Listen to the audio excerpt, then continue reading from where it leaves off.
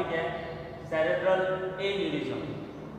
Cerebral aneurysm, देखो नाम से ही पता चल रहा है, सेरेब्रल का मतलब हो जाएगा ब्रेन, ठीक है, सेरेब्रल का मतलब हो जाएगा ब्रेन।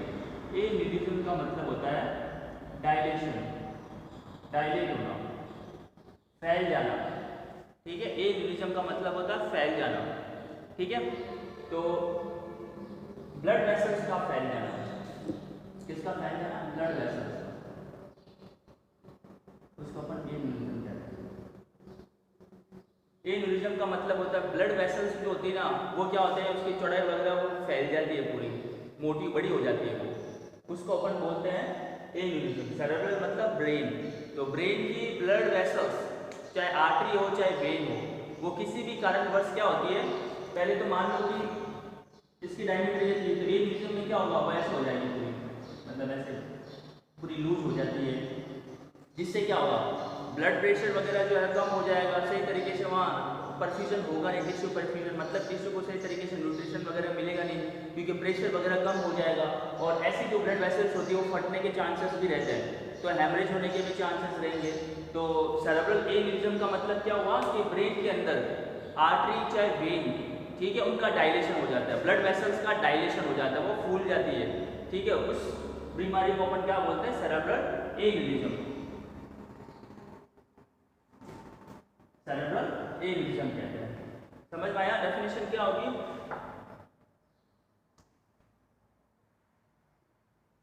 ब्रेन की आर्टरी, ब्रेन की ब्लड वेसल्स, ब्लड वेसल्स का डायलेट हो जाना,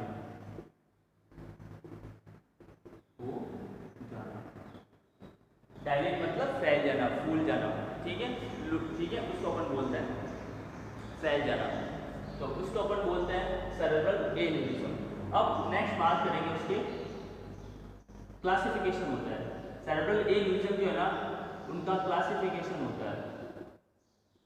क्लासिफिकेशन मतलब 3 टाइप दिए गए इसके, 3 तरह का होता है सेरेब्रल एन्यूरिज्म। सबसे पहले होगा फ्यूसिफॉर्म, फ्यूसिफॉर्म, इसमें क्या होगा कि जो ब्लड वेसल्स है ना, उसकी कंप्लीट डायमीटर, मतलब ये जो मान लो ये ब्लड वेसल्स थी, वो यहाँ से भी डायलेट होगी और यहाँ से भी डायलेट होगी, दोनों तरीके से पूरी डायमीटर, पूरी जो इसकी डायमीटर है ना, ये जो उसका जो पूरा व्यास है, पूरी डायमीटर जो है वो फैल जाती है इसके अंदर, उसकी पूरा संपूर्ण व्यास जो है ना वो फैल जाएगा, वो होगा फ्यूसिफॉर्म। सेकंड जो होता है वो होता है secular form, secular cerebral aneurysm. इसमें क्या होगा, एक साइड से तो ब्लड वेसल्स जो है, जैसे ब्लड वेसल्स थी एक साइड से तो सही रहेगी, लेकिन दूसरी साइड से वो है ना लूज हो जाएगी, डायलेट हो जाएगी, एक साइड से होगी, उसको अपन बोलते हैं सेक्युलर। ब्लड वेसल्स अगर दोनों साइड से जो लूज पड़ जाए, डायलेट हो जाए, फैल जाए, तो उसको अपन बोलेंगे फ्यूसिफॉर्म, और अगर एक ही साइड से वो फूल जाती है ना, तो उसको बोलते हैं अपन सेक्युलर। और तीसरी टाइप जो है इसके अंदर वो होती है डिसेक्टिंग, डाइसेक्टिंग, डाइसेक्टिंग, डाइसेक्टिंग में क्या होता है, जैसे मान लो नॉर्मल ब्लड वेसल्स है, इसके अंदर क्या होगा, कोई ब्लड वेसल्स, कोई ब्लड वगैरह या कोई थक्का जम जाता है, ठीक है, थक्का जम गया, फिर क्या होगा कि ब्लड वेसल जो है कुछ इस तरह से बाहर की तरफ फूल जाएगी, जहाँ से थक्का जमा होगा ना वहाँ से फूल जाएगी। जैसे मान लो यहाँ थक्का था, ब्लड वेसल जो है, ब्लड जो सेल्स वगैरह कुछ थक्का जम गया था या कुछ जम गया था, वो जगह जो है फैल गई, उसका फैलाव हो गया, तो उसको उस टाइप के जो एन्यूरिज्म होता है उसको अपन डिसेक्टिंग कहते हैं, ठीक है। समझ में आया? ये 3 तरह का होता है। फ्यूसिफॉर्म का मतलब पूरी व्यास जो है ना, उसकी रेडियस, डायमीटर अपन कह सकते हैं, तो डायमीटर,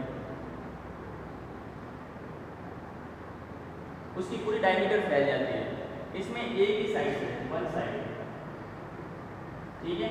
और इसमें क्या होता है कि क्लॉट वगैरह जमने की वजह से, कोई क्लॉट या कोई चीज़ जम गई आके, कोई जो सेल्स है वगैरह है, ठीक है, तो अगर वो चीज़ें फंस जाती है, और फंसने के बाद क्या होता है, या ब्लड वेसल्स का जो जमा है किसी भी कारणवश कोई चीज़ वहाँ फंस गई और वो पर्टिकुलर जगह जो है फैल गई है तो उसको अपन ऐसे टाइप के एन्यूरिज्म को अपन बोलते हैं डिसेक्टिंग एन्यूरिज्म।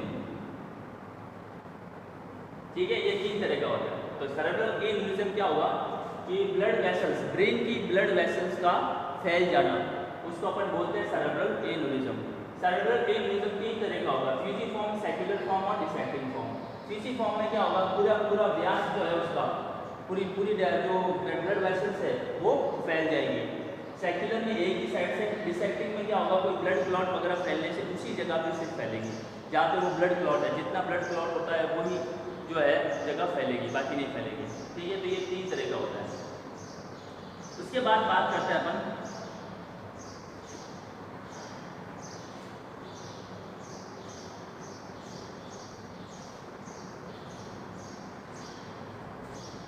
कि कॉज क्या होता है इसका,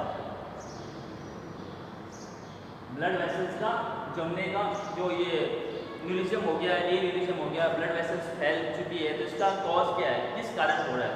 तो सबसे पहला होता है कोंजेनाइटल, जन्मजात, बच्चा हुआ पैदा, ठीक है, और उसी के पहले से जो ब्लड वेसल्स है वो फैले हुए हैं ब्रेन, ठीक है। दूसरा कह सकते हैं चोट लगने के बाद, ट्रॉमा होने के बाद, कोई सिर में चोट लग गई, उसके बाद जो है ब्लड वेसल जो है उसमें फैलाव हो गया। तीसरा एथेरोस्क्लेरोसिस,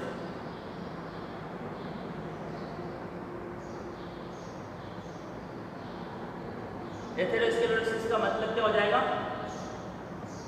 कि ब्लड वेसल्स के अंदर कोई फैट, वसा वगैरह जम गया है वहां पे, ठीक है। एथेरोस्क्लेरोसिस या आर्टेरियोस्क्लेरोसिस, आर्टेरियोस्क्लेरोसिस,